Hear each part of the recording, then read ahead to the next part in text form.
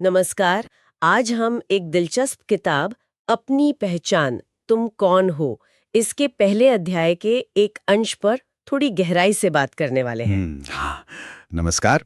ये हिस्सा ना एक बहुत ही बुनियादी सवाल पूछता है कि हम असल में हैं कौन। बिल्कुल। क्या हमारी पहचान सिर्फ हमारा नाम है या हमारा काम या मतलब समाज हमें कैसे देखता है। तो चलिए आज इसी नजरिए को समझने की कोशिश करते हैं। और ये किताब शुरू से ही एक तरह से हमें सोचने पर मजबूर करती है। सही कहा। ये पूछती है कि भाई क्या हम बस अपनी डिग्रियां हैं या अपना जॉब टाइटल या फिर हमारे अंदर कुछ और भी है, कोई गहरी चीज। हाँ, कोई अंदरूनी शक्ति शायद। हाँ बिल्कुल।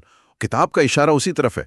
ज्यादातर लोग वो कहती हैं अपनी असलियत जाने बिना ही जीते हैं, खुद को बाहरी लेबल से ही पहचानते हैं। ये बात तो है। अक्सर हम खुद से पूछते भी नहीं। किताब में भी यही लिखा है कि हम सिर्फ नाम, जाति या जो काम करते हैं वो नहीं है, हम उससे कहीं ज्यादा है। सही। बस सवाल ये है कि वो ज्यादा क्या है। ये सवाल मैं कौन हूँ सच में कितनी बार हम खुद से पूछते हैं। बिल्कुल। और किताब का जो तर्क है वो इसी पर टिका है कि सच्ची पहचान जो है वो किसी भारी चीज पर, किसी सर्टिफिकेट पर या समाज क्या कहता है उस पर निर्भर नहीं करती। अच्छा। वो आधारित है अपनी आंतरिक शक्ति को पहचानने पर। आंतरिक शक्ति मतलब किताब के हिसाब से इसका क्या मतलब है? देखिए, किताब के संदर्भ में इसका मतलब है हमारी वो एकदम मूल क्षमता है ना, हमारी अंदरूनी काबिलियत या कह लीजिए हमारा असली उद्देश्य, वो चीज जो बाहरी दुनिया के उतार चढ़ाव पर निर्भर नहीं है।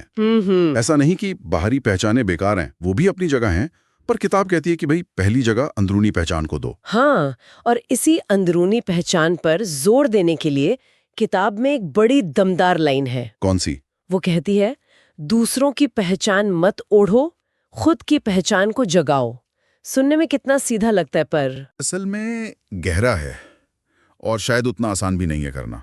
हाँ। और अगर इसको थोड़ा और खोलें तो ये उस विचार से जुड़ता है जो किताब में है कि हर इंसान अपने आप में एक विचार है। एक विचार। हाँ, या एक मिशन या एक तरह की ऊर्जा। अच्छा। लेखक का मानना है कि जब कोई खुद को ऐसे देखता है, एक मकसद के तौर पर, एक खास ऊर्जा के रूप में, तो उसके अंदर ना एक अलग ही किस्म की प्रेरणा जगती है। अंदर से आने वाली प्रेरणा। बिल्कुल, जो बाहर की तारीफ या सफलता पर निर्भर नहीं करती।